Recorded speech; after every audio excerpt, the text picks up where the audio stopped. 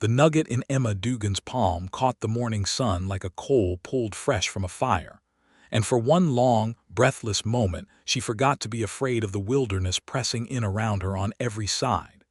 It was the spring of 1876, and the Black Hills of Dakota Territory had become the whole country's obsession, ever since word spread that soldiers on a government expedition had pulled color from the gravel of French Creek. Wagons rattled west by the hundreds. Men abandoned farms and shops and wives to chase rumors of easy fortune, and a raw, muddy town called Deadwood was clawing itself up out of a narrow gulch, as though the mountains themselves had given birth to it. Emma had come with her father, Thomas Dugan, a widower with a bad cough and a stubborn belief that one good strike could set them both up for life. They had traveled from Missouri in a creaking wagon with everything they owned, and Thomas had died of a fever 3 weeks shy of the hills, buried under a cottonwood tree with nothing to mark the grave but a wooden cross Emma had carved herself with a pocket knife. She had thought about turning back. Lord knew there was nothing waiting for her in Missouri but an empty house and a landlord who would not wait forever for rent. But something in her father's dying words had lodged itself under her ribs and would not let go. He had gripped her hand with fingers gone thin as twigs and told her, "Emma, you go on. You go on and you find something of your own. Don't you let anybody tell you a woman can't hold a claim." So she had gone on, alone, with the wagon and the mule and a Sharps rifle she barely knew how to load, and she had followed the gulch 3 miles past the last shanty of Deadwood proper, into a fold of the hills where the pines grew thick, and the creek ran clear and cold over stones the color of rust. She had been panning for 2 weeks with little to show for it but blistered hands and a growing doubt that she had any business being there at all, when the gravel in her pan shifted and something heavy and bright rolled free of the black sand. She had gone still as a rabbit hearing a hawk's shadow pass overhead. Then she had laughed out loud, alone in the trees, laughed until tears ran down into the collar of her dress, because it was real. It was actually real, and it was hers. She named the place in her mind before she ever wrote it on paper. Dugan's Fortune, she called it, though she told no living soul the name for fear of tempting fate. She washed a dozen more pans that afternoon, and every one of them gave up color, some flecks fine as pepper, some nuggets the size of a woman's fingernail. By the time the light went long and gold across the water, she had nearly 2 ounces knotted into a handkerchief inside her boot, and a plan already forming in her mind. She would ride into Deadwood in the morning and file her claim with the recorder before anyone else so much as guessed the gulch held anything worth digging. She did not sleep that night. She sat by her small fire with the rifle across her knees and listened to the creek talk to itself in the dark, and she thought of her father, and she thought that, for the first time since he died, she was not afraid of what tomorrow might bring. It was on the ride back toward town the next morning, her mule loaded with her few belongings and her nerves stretched tight as fence wire, that Emma Dugan first laid eyes on Nathan Atkins. He was driving a small herd of cattle along the wagon trail that wound down out of the higher pastures, a dozen head or so, red and brindle, and one old spotted steer that seemed determined to wander off into the brush every chance it got. Nathan rode a raw-boned bay gelding with an easy, loose seat that spoke of a man who had spent more of his life in a saddle than out of one. He wore a flat-crowned hat gone the color of dust, a blue chambray shirt with the sleeves rolled to the elbow, and a kerchief knotted loose at his throat against the trail dust. When the spotted steer broke for the timber, Nathan wheeled his horse without seeming to think about it at all and put himself between the animal and the trees, turning it back with nothing but the pressure of his knees and a low word Emma could not quite hear. She reined the mule to the side of the trail to let the small herd pass, and it was then that Nathan noticed her, sitting alone on a mule loaded with camp gear, 3 miles from the nearest saloon, with a rifle across her lap and a look on her face like she had swallowed a secret too big for her chest. "Morning, ma'am," he said, touching the brim of his hat. His voice was easy, unhurried, the kind of voice that seemed built for talking horses and cattle into doing what he wanted without ever having to raise it. "You are a fair piece from town to be riding out here alone." "I am aware of the distance, mister," Emma said, lifting her chin. She had learned in 3 weeks of hard traveling that a woman alone drew all manner of attention, not all of it kind, and she had trained herself to meet a stranger's eyes without flinching. "I have managed the ride there and back without incident so far." Something in the set of her jaw made him smile, just a little, at the corner of his mouth. "I don't doubt it. I only meant these hills have gotten crowded with a rough sort of company since the strike started. A person ought to be careful who they cross paths with." "And are you a rough sort of company?" she asked, and was a little surprised at her own boldness. "No, ma'am. I'm a cowboy who has had the poor judgment to bring cattle into gold country, where every man with $2 would rather buy a pan than a steak." He nudged his hat back with one finger, and she saw that his eyes were a warm brown, steady and unhurried like the rest of him. "Name's Nathan Atkins. I run a small spread about 6 miles south of here, near enough to the diggings to sell beef to the miners, far enough that I don't have to listen to them arguing over creek beds all night." "Emma Dugan," she said, and found herself offering her hand before she thought better of it. His grip was warm and rough with callous, and he shook her hand the way he might have shaken another man's, firm and brief, with none of the lingering that made her wary of certain men in town. "You are new to the hills," he said. It was not quite a question. "My father and I came out from Missouri. He passed on the trail." She said it plainly because she had found that saying it plainly without flinching kept the grief from swallowing her whole. "I am on my own now." Nathan's expression softened, and for a moment the easy humor went out of his face entirely. "I am sorry to hear that, Miss Dugan. Losing family on the trail is a hard thing, and it is a harder thing still to face this country alone." "I am not looking for pity," she said, quicker than she meant to. "I did not offer any," Nathan said, and there was no offense in it, only a kind of plain honesty that made her like him a little despite herself.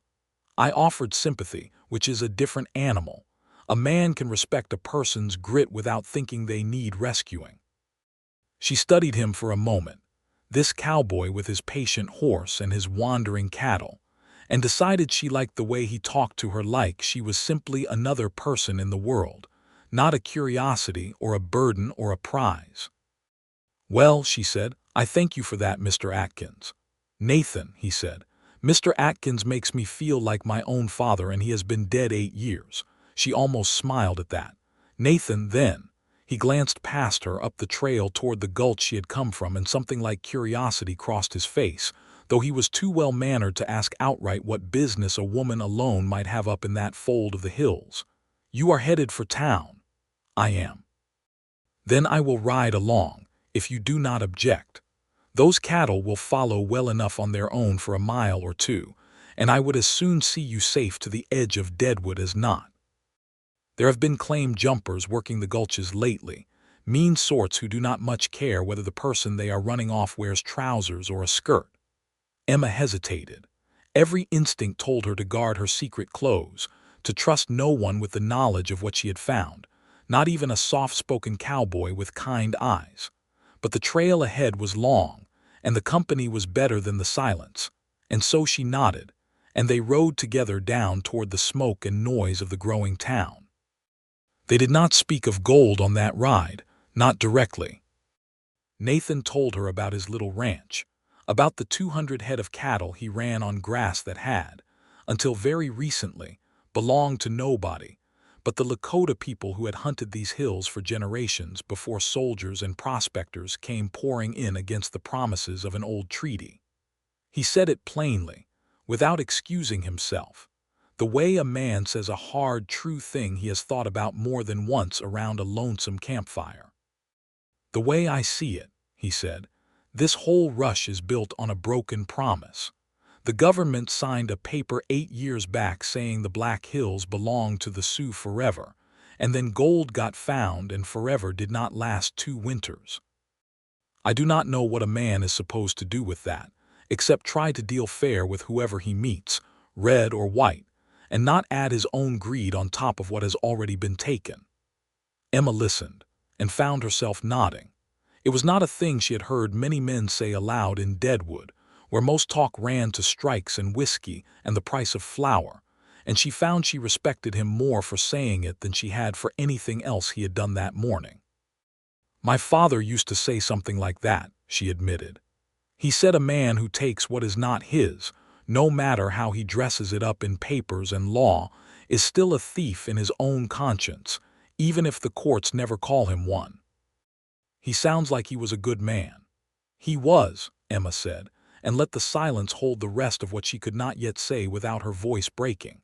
They reached the edge of Deadwood by mid-morning, the gulch loud with the sound of hammers and shouting men and the constant grinding rattle of sluice boxes working the creek. Nathan reined in at the fork where the trail split toward the stockyards and the main street, and touched his hat again. "I expect our paths will cross again, Miss Dugan," he said. "Deadwood is not so big a town, yet that two people can avoid each other for long." "I expect you are right," Emma said, and found, as she rode on alone toward the recorder's office with her secret still folded tight inside her, that she hoped he was. The recorder's office was a narrow log building with a hand-lettered sign nailed above the door, and inside it smelled of pipe smoke and unwashed men and the particular ink used for filing claims. The recorder, a balding man named Ezra Munn with spectacles perched low on his nose, looked up when Emma stepped inside and did not bother hiding his surprise. "Help you, miss?" "I would like to file a claim," Emma said, and set her handkerchief of gold on the counter between them, still knotted, the weight of it clunking against the wood. Ezra Munn's eyebrows rose toward his hairline. "A claim? For yourself?" "For myself. I have found color in a gulch 3 miles north and east of here, along a creek that feeds into Whitewood, and I intend to work it. I want it recorded proper in my own name, Emma Dugan." The recorder scratched his chin, glancing at the gold, then at her, then back at the gold, as though he could not quite settle his mind on which was stranger. "Territory law does not forbid a woman from holding a claim if that is what worries you," he said slowly. "Though I will tell you plain, it will draw attention, and there is many a man in this camp who thinks a claim held by a woman is a claim just waiting to be taken. You would do well to have some protection or some menfolk willing to back your right to it." "I have no menfolk," Emma said, steady. "I have myself and I have the law, and I intend to use both." Something in her tone must have convinced him, because he did not argue further. He took down the particulars of the gulch, the landmarks she described, the boundaries she staked in her mind if not yet on paper, and he wrote her name into the ledger in careful, deliberate letters. Dugan's Fortune, she told him to call it, and he wrote that too, though he raised an eyebrow at the name as if it were a challenge thrown at fate itself. "There now," he said, blotting the ink. "It is recorded. Filed this day, the 14th of May, 1876, in the name of Emma Dugan. I will tell you for nothing, miss, that recording it is the easy part. Holding it is another matter entirely in this camp."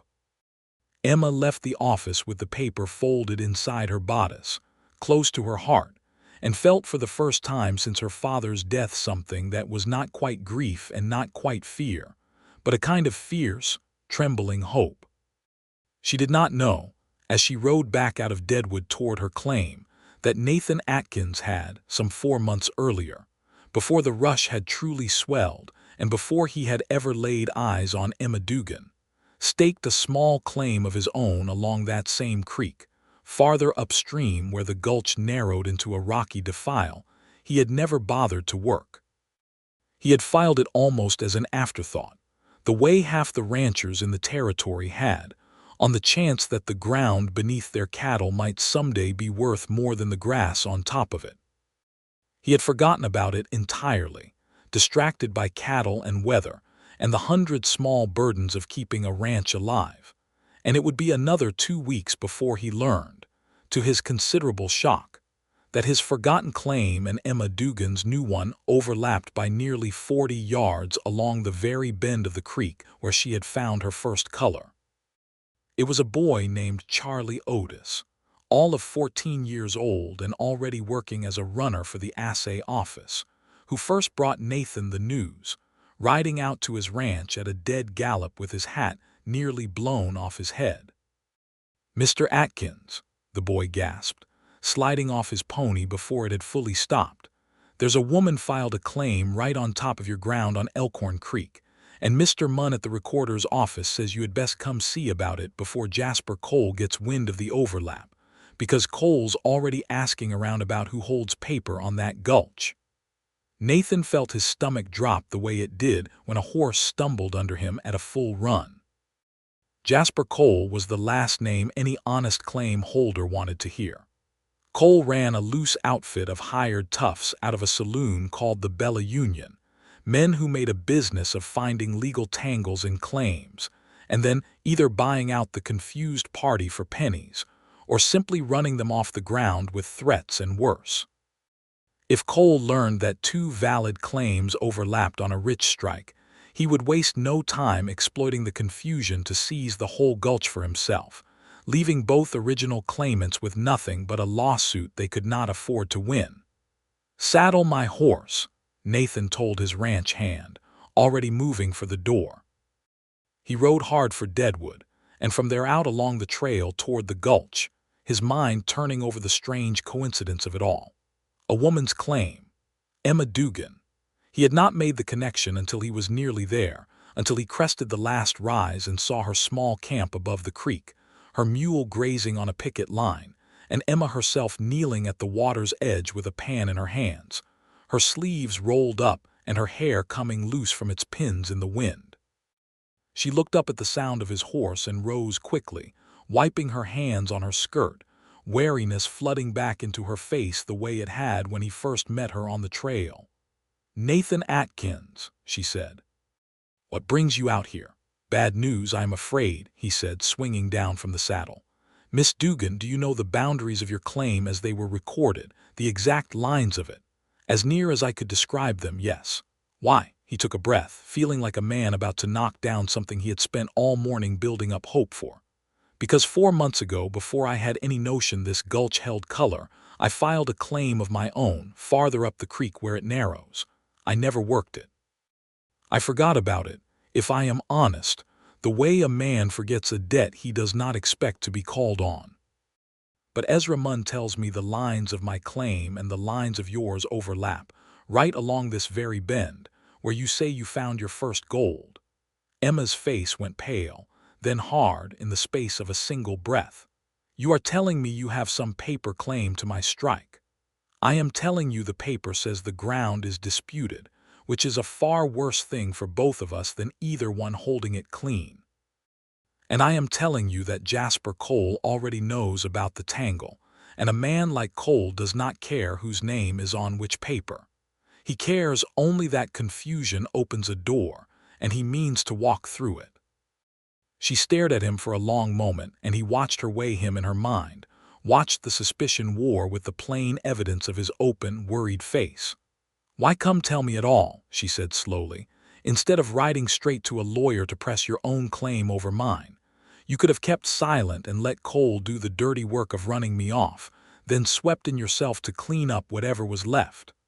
"I could have," Nathan admitted. "I am not going to pretend that thought did not cross my mind for about half a second on the ride out here, because I would be lying to you and to myself both.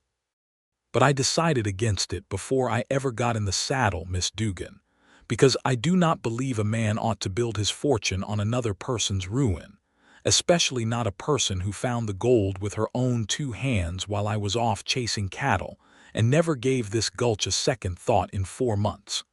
Whatever this ground is worth, you earned the right to it. I only came to warn you, so we might find some way through this together before Cole finds a way to profit off the both of us being ignorant of each other." Something in Emma's shoulders eased just slightly, though the wariness did not leave her eyes entirely. "All right," she said. "Then we had best go see this Mr. Munn together, and figure out exactly how much trouble we are in." The trouble, as it turned out, was considerable. Ezra Munn spread the 2 claims out on his counter, tracing the boundaries with an ink-stained finger, and showed them where the lines crossed in an uneven wedge of ground nearly 60 yards across at its widest point, encompassing the very bend in the creek where the richest color had turned up. Under territory mining law, Munn explained, when two claims overlap like this, the ground in dispute belongs to whichever claimant can prove prior discovery and continuous work. Mr. Atkins, you filed first 4 months back, which on paper gives you priority. But you never worked the ground, never so much as dipped a pan in that stretch of creek, and the law also holds that abandonment or neglect of a claim for an unreasonable time can forfeit priority to a later claimant who works the ground in good faith. Miss Dugan, you filed second, but you have been actively working the exact ground in question for near 2 weeks now. So who owns it?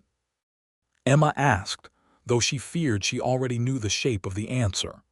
Truthfully, miss, it would take a judge to settle it for certain, and judges in this territory are scarce and slow and not above being bought.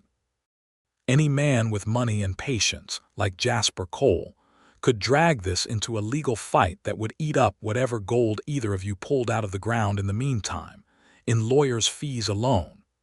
Cole does not even need to win the case. He only needs to keep it tangled long enough that you both give up from exhaustion, and then he buys the disputed ground for a fraction of its worth from whichever of you breaks first. Nathan felt the weight of it settle on him, and beside him he saw Emma's jaw tighten, saw her fighting against the despair trying to climb up into her throat. There has to be another way, Emma said. Munn shrugged, not unkindly. There is one other way I know of, though it is not one I see used often. If the two disputed claimants were to become a single party under the law, joined so their interests could not be divided against each other, there would be no overlap left to fight over. No court in the territory, no claim jumper with a lawyer, could split apart what belonged, by law and by marriage, to one household. The word hung in the small office like smoke that would not clear. Emma felt her face go hot, and did not dare look at Nathan, who she suspected was every bit as uncomfortable as she was. That is not a thing to be decided over a recorder's counter, she said, more sharply than she intended. No, miss, it certainly is not, Munn agreed, holding up both hands. I only meant to lay out the law as it stands, not to play matchmaker. I have got a wife of my own who would skin me for even suggesting such a thing to a stranger. They left the recorder's office in an awkward silence that lasted the better part of the ride back toward Emma's camp, Nathan leading his horse alongside her mule, both of them turning the impossible tangle over in their minds without daring to speak the solution aloud again. It was Emma who finally broke the quiet, as they crested the last rise before the creek came back into view. I did not come 2,000 miles and bury my father in a nameless grave, she said, to hand my claim over to a man I have known for 1 week, married or not. I would not ask you to, Nathan said. And I will tell you plain, Miss Dugan, I have no interest in stealing what is yours by right, marriage or no marriage. I only meant to warn you of the danger, same as I did today. Whatever we decide to do about the overlap, it will be a decision we make with clear eyes, not one forced on us by a recorder trying to be helpful. She looked at him then, really looked, and saw no calculation in his face, no hunger for what she had found, only a plain, steady honesty that had not wavered once since the morning they met on the trail. Thank you for that, she said quietly. It is more consideration than I expected to find in this camp. Deadwood has its share of scoundrels, Nathan said, but it did not invent decency, and it has not run me out of what little I was raised with. They parted at her camp with the trouble still unresolved, but with something else settled between them that had not been there before, a fragile thread of trust neither one wanted to name outright for fear of frightening it away. Jasper Cole came calling 3 days later, and he did not come alone. Emma heard the horses before she saw them, 4 riders coming up the gulch at an easy trot that somehow still managed to feel like a threat, the way a rattlesnake's rattle sounds lazy right up until it strikes.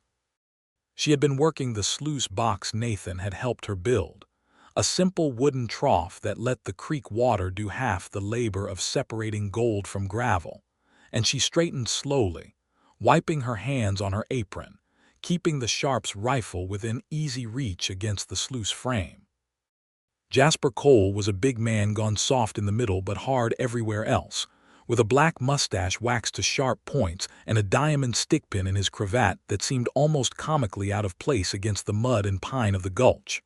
He reined in his horse a respectful distance away, close enough to talk, far enough to seem, on the surface, like he meant no harm. "Miss Dugan, I presume," he said, touching his hat with a courtesy that did not reach his eyes. "Jasper Cole. I run the Bella Union in town, among other interests. I understand you have found yourself in a bit of a legal predicament out here."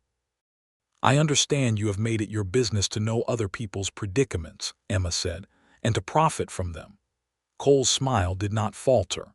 "A man has to make his living somehow, and I have found that clearing up confused claims, so honest folk are not left twisting in the wind waiting on a judge, is a fine way to do it. I am prepared to offer you $600, cash money, for whatever claim you believe you hold on this ground, disputed as it is." $600 is a fortune for a woman alone, Miss Dugan. It would set you up handsomely anywhere in this territory, or see you home to wherever you came from in considerable comfort. Emma had pulled nearly $300 in gold from the creek already in 2 weeks of careful work, and she was no fool about arithmetic. If the gulch held even a fraction of what she suspected, $600 was an insult dressed up as generosity. "I am not selling," she said. Cole's smile thinned, just slightly, the mask slipping enough to show the impatience underneath. "I would think on it a while longer before answering so quick, miss. This is rough country for a woman to hold ground alone against men who do not share your scruples. Accidents happen out here. Fires start in dry grass. Sluice boxes wash away in a hard rain. A woman alone in a gulch 3 miles from town is a fragile thing to protect." "Is that a threat, Mr. Cole?" "It is a fact of this country," Cole said smoothly, "same as weather. I only point it out so you understand the wisdom of my offer while it is still on the table. It will not stay there forever." He touched his hat again and turned his horse, and his 3 riders followed, but not before one of them, a lean man with a scar through one eyebrow, let his gaze linger on Emma a moment too long, a look that made her skin crawl and her hand tighten on the stock of her rifle. She did not sleep well that night, and the next morning she saddled her mule and rode the 6 miles south to Nathan Atkins's ranch, arriving hot and dusty and shaking with an anger she had kept banked all through the dark hours. Nathan came out of the barn at the sound of hooves, wiping grease from his hands on a rag, and one look at her face told him something was badly wrong. "Cole came to my camp yesterday," Emma said, before he could even greet her properly. "He offered to buy my claim for $600, and when I refused, he as much as told me he would burn me out or worse if I did not sell." Nathan's expression went dark and still in a way she had not seen from him before, the easy humor gone entirely out of his face. "Did he touch you, threaten you outright, in words a court could act on?" "No, he was too careful for that. He talked of accidents and whether nothing a judge could hang a charge on." "That is Cole's way," Nathan said grimly. "He never says a thing plain enough to be actionable, but every man in this camp knows what he means when he talks about accidents. He has run off 3 claim holders that I know of personally in the last 2 months alone, and not one of them had a mark on them to show for it, and not one of them dared stay to fight." "I do not intend to be the 4th, Emma said, and heard her own voice shake with a mixture of fear and fury she could not entirely separate. Nathan looked at her for a long moment, and something shifted in his face, some decision settling into place behind his eyes. "Then you will not be alone out there anymore," he said. "I am moving my camp up to the gulch today, and I am staying until this is settled, one way or another. I will not have Cole thinking there is nobody there to answer him." "Nathan, I cannot ask that of you. You have a ranch to run, cattle to see to. You are not asking.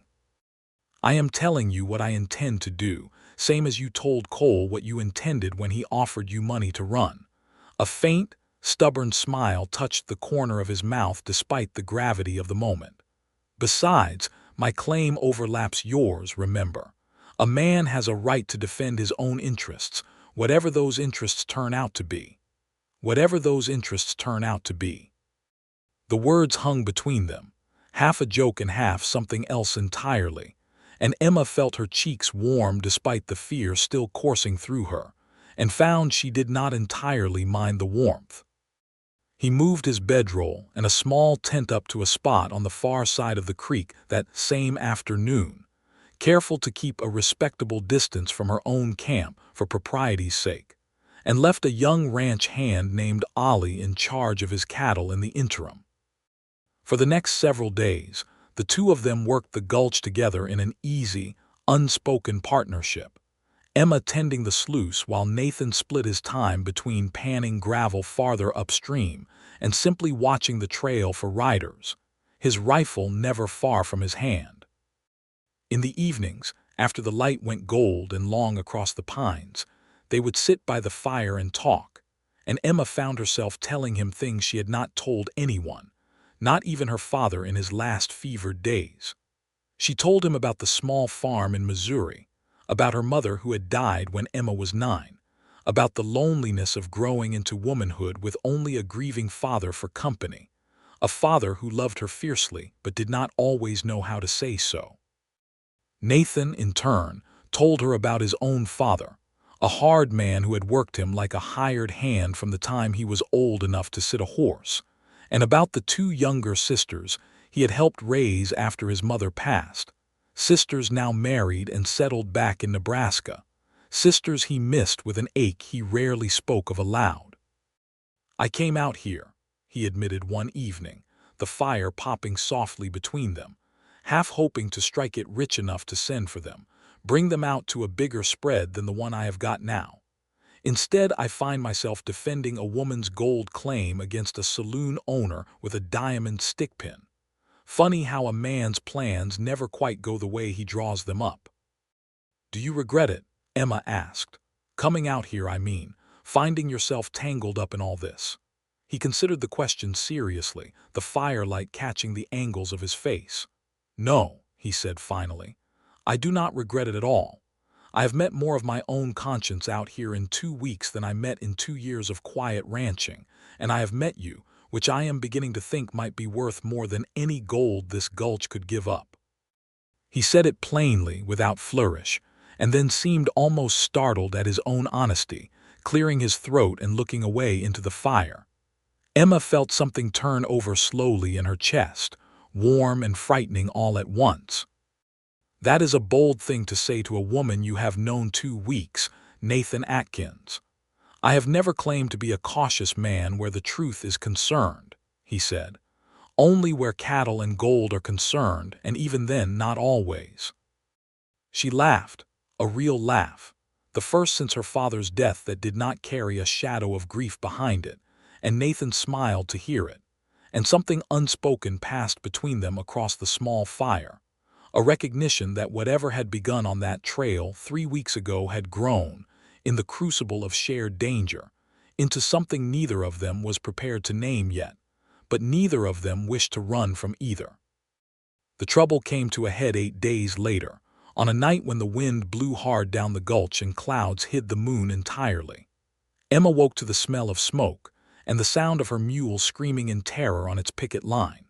She scrambled out of her tent in her nightdress with her rifle in hand, and saw in the darkness 3 riders had come up the gulch on foot, leading their horses quiet, and one of them held a torch that had just been set to the dry brush piled near her sluice box. "Nathan!" She screamed and fired the sharps into the air, not aiming to kill in the confusion, but to raise every soul in the gulch and beyond. Nathan came out of his own tent already half-dressed, rifle in hand, and the scene that met him was chaos, flame licking up the dry timber near the sluice, one rider trying to cut Emma's mule loose from its line to steal it or scatter it, and the scarred man from Cole's earlier visit advancing toward Emma's tent with a pistol drawn. "Get away from her," Nathan roared, and fired a shot that kicked up dirt at the scarred man's feet, close enough to make the point without drawing blood. Next one goes higher. The scarred man froze, calculating, and in that frozen moment, Emma moved, quick as a cat, and swung an axe handle she had grabbed from beside the sluice into the back of his knees, dropping him with a shout of pain into the mud. Nathan was on him a moment later, wrestling the pistol free and pinning the man's arm behind his back with a knee in the small of his spine. The other two riders, seeing their companion down and Nathan's rifle now trained on them, chose discretion over loyalty and fled into the dark on their horses, leaving the man in the mud to answer for the night's work alone. They doused the fire before it could spread, working side by side with wet blankets and buckets from the creek, hearts still hammering with the adrenaline of the fight, and when the last ember had hissed out under the wet wool, Emma turned to find Nathan watching her, his face pale in the darkness, streaked with soot and worry. "Are you hurt?" he asked, his voice rough. "No," Emma said, and then, feeling the shaking finally catch up with her all at once, "No, I am not hurt, but I do not think my legs are going to hold me up much longer." He crossed the space between them without hesitation and caught her as her knees gave way, not from injury but from the sheer release of terror finally allowed to surface, and she found herself pressed against his chest, his arms around her, his heart pounding as hard as her own beneath the damp cotton of his shirt. "I have got you," he said quietly into her hair. "I have got you, Emma. I am not going anywhere." She did not correct him for using her given name instead of the formal address he had kept up out of politeness for weeks. It felt, in that moment, exactly right. They marched the scarred man, whose name turned out to be Otto Grimes, into Deadwood the next morning, and turned him over to the makeshift committee of citizens that served the camp in place of a proper sheriff. Men who had grown tired enough of Cole's tactics that they were willing, for once, to hold someone accountable. Grimes, faced with the prospect of a rough camp justice that might involve considerably less patience than a courtroom, was persuaded to talk, and what he told the committee, with Nathan and Emma both present to hear it, was enough to finally turn the tide. Jasper Cole, it emerged, had known for weeks about the overlapping claims, had in fact learned of it before either Emma or Nathan themselves had, through a clerk in the recorder's office he kept in his pocket with regular bribes. His plan had been simple and cruel: burn Emma out or frighten her into selling cheap, then use his considerable influence with the same corrupt clerk to have the overlapping portion of Nathan's claim quietly expanded on paper, well beyond its true original boundaries, so that Cole could then buy Nathan out as well, for a price that would look generous only because Nathan would not realize how much ground he was truly losing. He aimed to have the whole gulch, Grimes admitted, sullen and defeated in the log jail that passed for a courthouse cell. Said there weren't a fortune this size found in these hills since the first strike on French Creek, and he weren't about to let a woman and a cowboy stand in the way of taking it. The Citizens Committee, scandalized less by the greed than by the corruption of the recorder's clerk, moved with unusual speed. The clerk was dismissed, and Ezra Munn himself, furious at the betrayal of his office, swore to personally verify every claim boundary in the district going forward.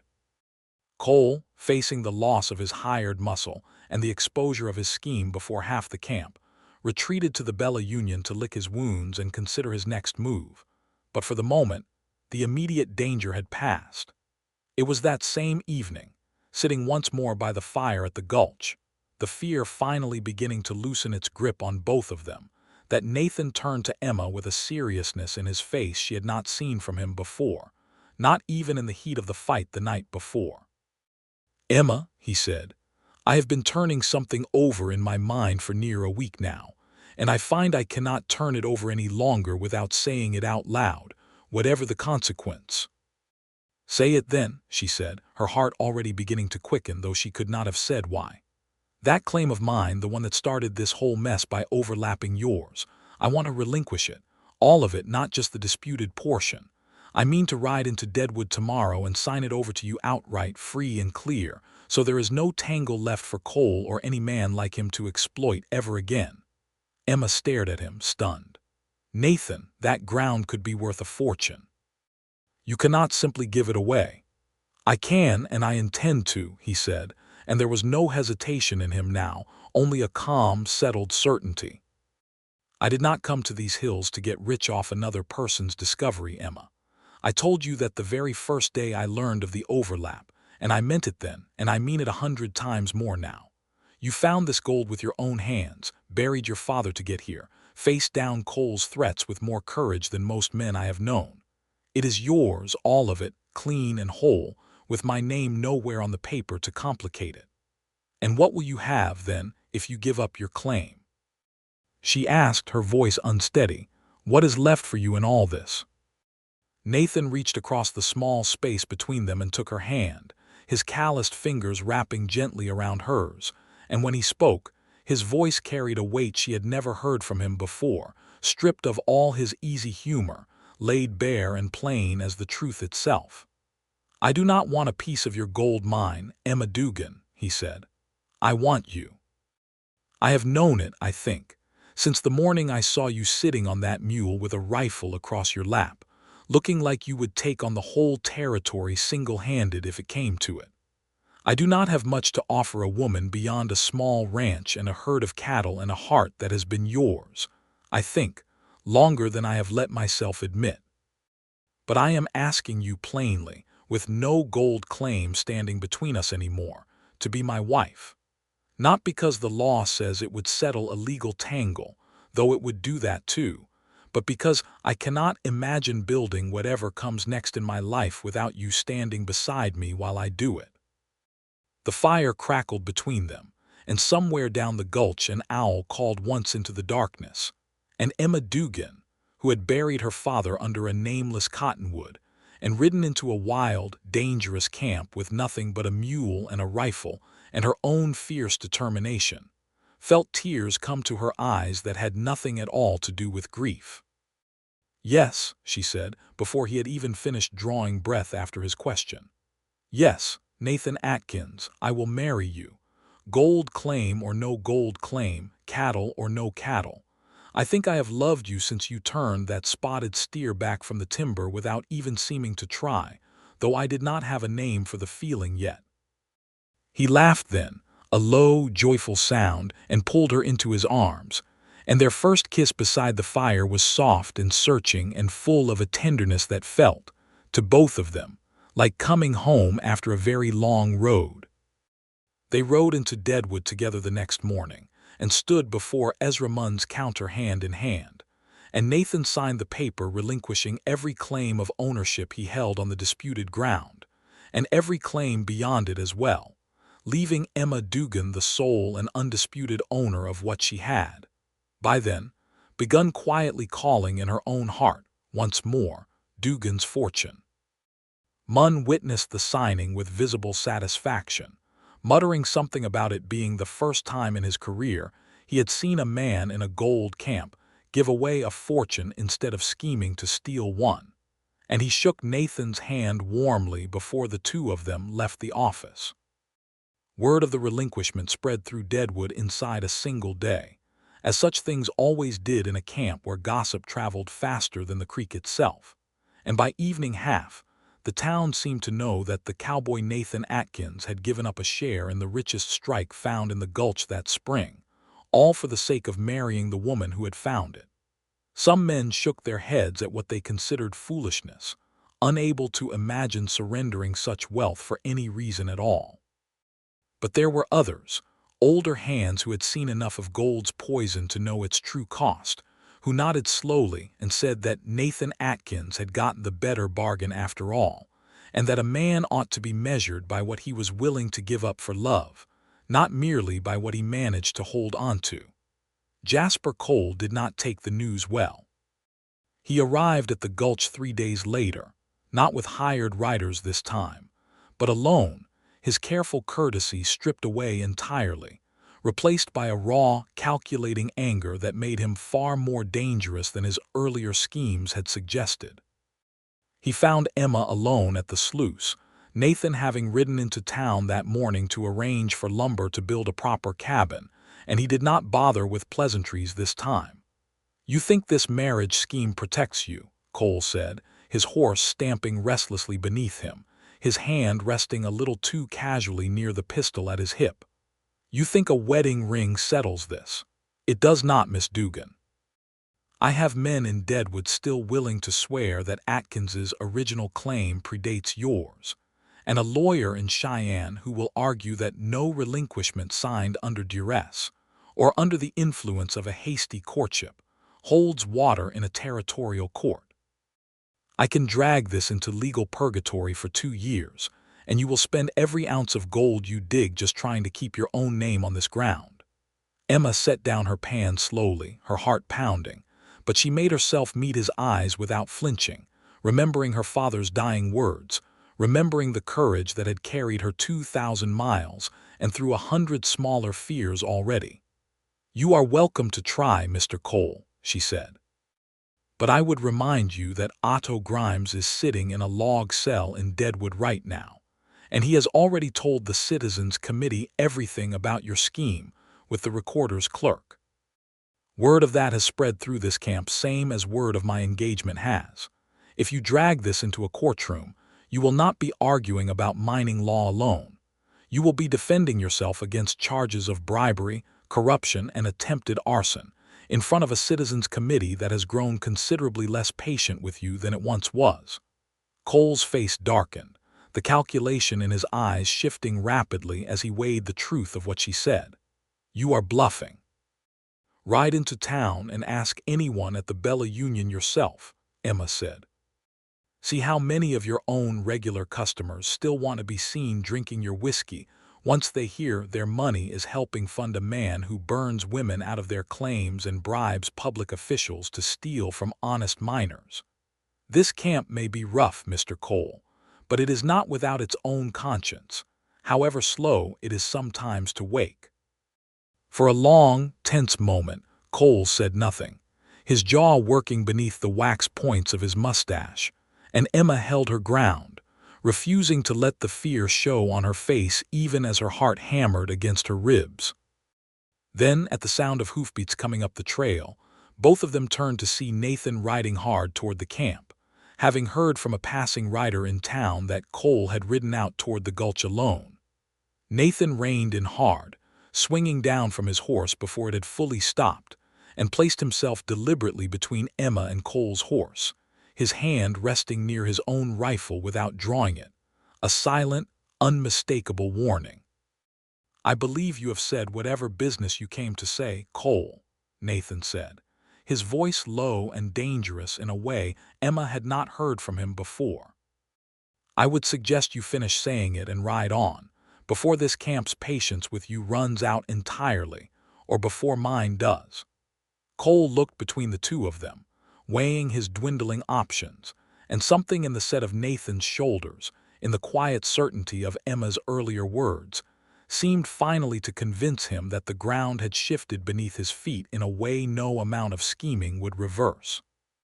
2 months later, Cole would sell the Bella Union and leave the Black Hills entirely, chased out not by any single dramatic confrontation, but by the slow, grinding weight of a camp that had simply grown tired of him. But on that particular afternoon, he only gathered his reins, gave Emma and Nathan both a long, unreadable look, and rode away down the gulch without another word. They watched him go in silence, and when the sound of his horse's hooves had faded entirely into the ordinary noise of the creek and the wind in the pines, Nathan turned to Emma and pulled her gently into his arms. "Are you all right?" he asked. "I am now," Emma said, and rested her head against his chest, listening to his heart slow gradually back to its ordinary rhythm, feeling, for the first time in longer than she could remember, entirely and completely safe. They were married on the first Saturday in June, in front of the small log church that had gone up in Deadwood only a month earlier, built by a circuit preacher named Reverend Aldous Fry, who had arrived in the camp determined to bring at least a little order and grace to a town more accustomed to gunfights than weddings. The whole affair was simple, hastily arranged, and in the way of such things in a raw frontier camp, entirely unforgettable. Emma wore a dress of pale blue calico she had purchased from the general store and altered herself over 3 evenings by lamplight, unable to afford anything finer but determined not to be married in her worn traveling clothes. She wore her mother's small silver locket, the one thing she had carried all the way from Missouri, and she carried a small bouquet of wild columbine and larkspur that Nathan had gathered himself from the meadow above the gulch, blooms he had never in his life picked before but had studied with unusual care, wanting to bring her something that grew from the same hills that had brought them together. Ezra Munn stood as witness, looking almost embarrassed at how pleased he was to be included, and Ollie, Nathan's young ranch hand, stood at his side beaming like it was his own wedding taking place. A surprising number of the camp turned out as well, drawn by curiosity, and by the story that had traveled through every saloon and assay office in Deadwood, the story of the cowboy who had given up half a fortune in gold to marry the woman who found it. Miners still dusty from their claims stood alongside shopkeepers and the handful of other women in the camp, and even a few of the rougher sorts who usually kept to themselves at the edges of respectable gatherings, all of them wanting, in their own way, to witness something that felt, in the midst of a hard and often ugly scramble for wealth, unmistakably good. Reverend Fry spoke simply, without excessive flourish, of love and partnership, and the building of a life together in a raw new country that demanded courage of anyone who hoped to make a home in it. When he asked Nathan if he would take Emma Dugan to be his wife, to love and honor her in plenty and in want, Nathan's voice was steady and clear, carrying easily over the small crowd. "I will," he said, "and gladly, and I will spend every day of my life grateful that a claim jumper's greed and a recorder's honest confusion brought me to the woman standing in front of me now." When it came Emma's turn, her voice trembled only slightly, more from happiness than from any lingering fear. "I will," she said, "and I promise, Nathan Atkins, that whatever this country throws at us, gold or hardship or both together, I will face it standing beside you, same as you have stood beside me since the very first morning we met on that trail." They were pronounced husband and wife beneath a sky gone soft and golden with early evening light, and when Nathan kissed his bride, the small crowd erupted into cheers and a few enthusiastic gunshots fired into the air in the rough celebratory custom of the camp. And somewhere in the noise, Emma laughed through happy tears and thought of her father, and hoped with everything in her heart that he could somehow see her now, standing in this wild, unfinished country, no longer alone. They built their life together over the following months, with the same steady partnership that had carried them through the danger of Cole's schemes. Emma continued to work Dugan's fortune, though now with Nathan's help rather than his competition, and the claim proved every bit as rich as her first pan had promised. They hired on 2 trustworthy miners from among the honest men of the camp, men who worked for fair wages rather than a share, keeping the ownership solidly in Emma's name as she had always intended, with Nathan's full and enthusiastic support. Nathan sold off half his cattle herd that autumn and used the proceeds, along with a portion of the gulch's early yield, to build a proper house on a rise of land overlooking both the mine and the pastures where his remaining cattle grazed, a sturdy structure of hewn logs with real glass windows shipped in at considerable expense from Cheyenne, windows that caught the morning light and filled their new home with a warmth that had nothing at all to do with the fireplace. He sent for his 2 sisters that winter, as he had always dreamed of doing, and they arrived the following spring with their husbands and a small collection of children, settling on land nearby that Nathan helped them establish as a modest but growing ranch of their own.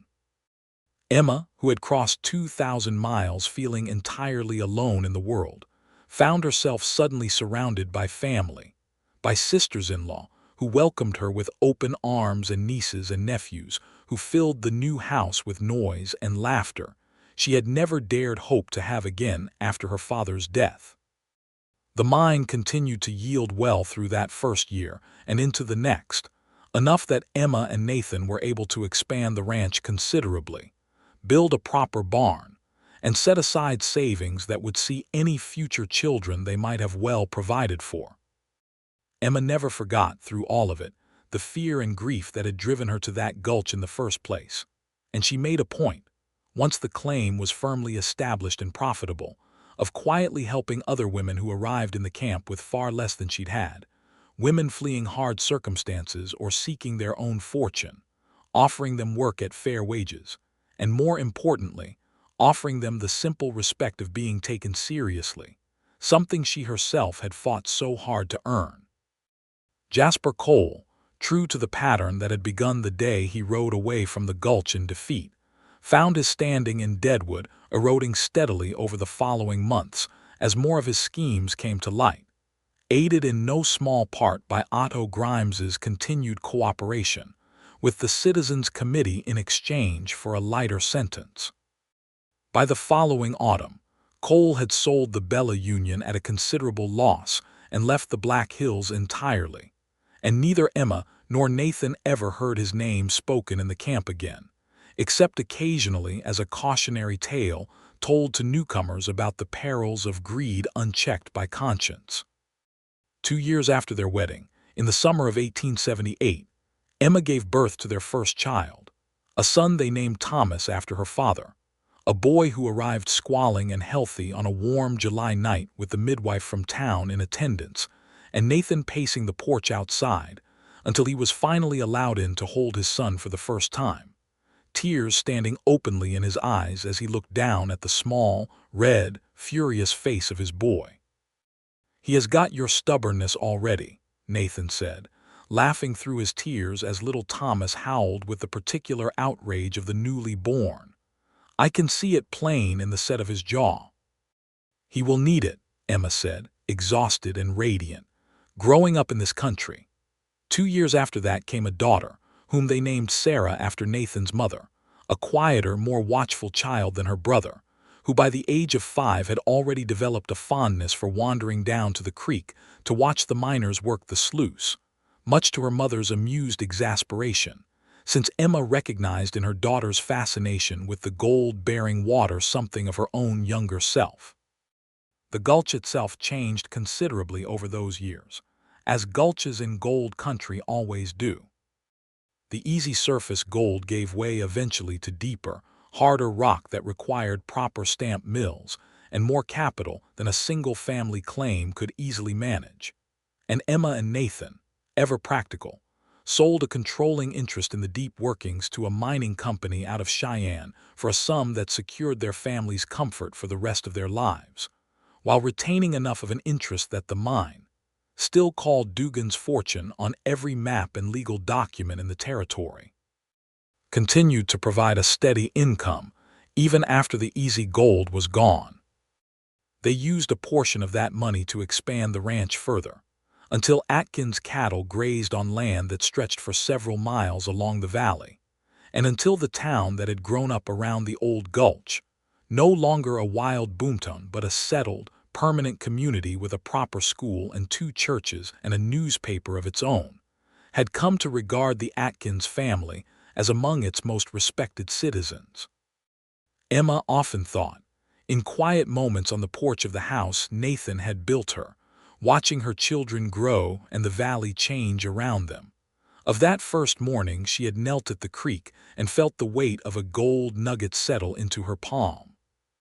She had thought in that moment that she had found a fortune. It had taken her rather longer to understand that the true fortune of that spring had not been the gold at all, but the cowboy who had ridden up out of the timber turning back a wandering steer, a man honest enough to warn her of danger rather than exploit it, brave enough to face down threats on her behalf, and generous enough to give up an equal claim to genuine wealth for the sake of a love neither of them had been looking for, but both of them had been lucky enough to find. Nathan, for his part, never once regretted the choice he had made that night beside the fire, relinquishing his claim to the ground in favor of claiming, instead, a life. He would say so often to anyone who asked him about the famous story of the cowboy who gave up a share of the richest strike in the gulch to marry the woman who found it. A story that had, by the time their children were grown, become something of a local legend told to newcomers arriving in the valley. Gold rusts a man's soul if he lets it, he would tell his own son Thomas, years later, when Thomas was old enough to understand such things, sitting together on the porch overlooking the pastures and the distant glint of the creek where it had all begun. I have seen it happen to better men than me, out here and elsewhere. It eats at a person until there is nothing left of him but the hunger for more. I got lucky, son. I found a woman worth more than any claim I could have held on to, and she was generous enough to let me spend the rest of my life proving I meant what I said that night, instead of just being remembered for saying it once and pretty. And are you glad, Pa? Thomas would ask, though he already knew the answer, having heard it 100 times before and never tiring of hearing it again. Glad you gave it up. Gladdest thing I ever did in my life, Nathan would say, and look out toward the house where Emma, gray now at the temples but still every bit the woman who had knelt at that creek with fierce hope in her heart, could be seen through the window, tending to her garden with the same steady determination she had brought to everything else in her remarkable life. Your mother found gold in that creek, Thomas, but I found something a good deal richer, and I have never once wished I had held onto that claim instead of holding onto her. And so it was that in the wild, unforgiving country of the Black Hills, in a season when greed and violence claimed as many lives and dreams as gold itself ever paid out, one man's decision to give up a fortune for the sake of love became, in the end, the truest fortune either he or Emma Dugan Atkins would ever know, a wealth measured not in ounces of gold pulled from a mountain creek, but in decades of partnership, laughter, hardship weathered together, and a love that had begun, improbably, with a wandering steer and a woman alone on a mule, and had only grown stronger, richer, and more certain with every year that followed.